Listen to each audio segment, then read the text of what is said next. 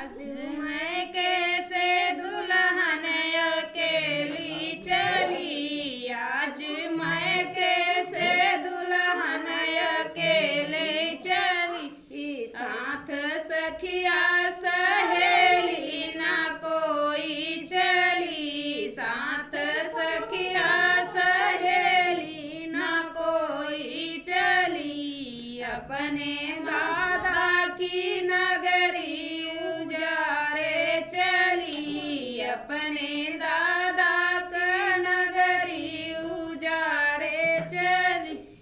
अपने ससुरों का नगरी बसाते चली, अपने ससुरों का नगरी बसाने चली। आज मैं कैसे दुल्हन अकेले चली, आज मैं कैसे दुल्हन अकेले चली। अपने साथ सखिया सहेली ना कोई चली, साथ सखिया सहेली ना कोई चली। अपने पापा की नगरी उजारे चली, अपने पापा की नगरी उजारे चली। अपने जेठ की नगरी बसाते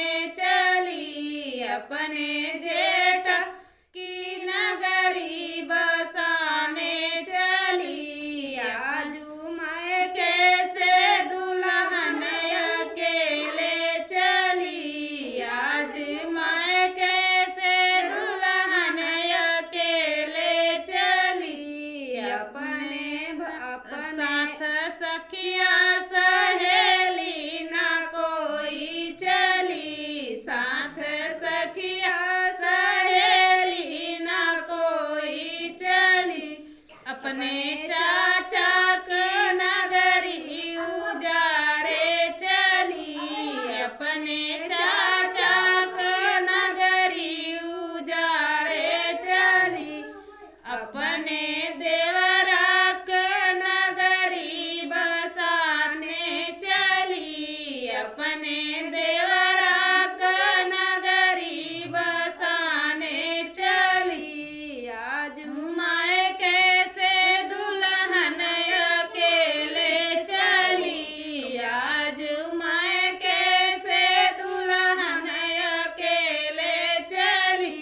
साथ सखिया सहेली ना कोई चली, साथ सखिया सहेली ना कोई चली। अपने भैया के नगरी उजारे चली, अपने भैया के नगरी उजारे चली। अपने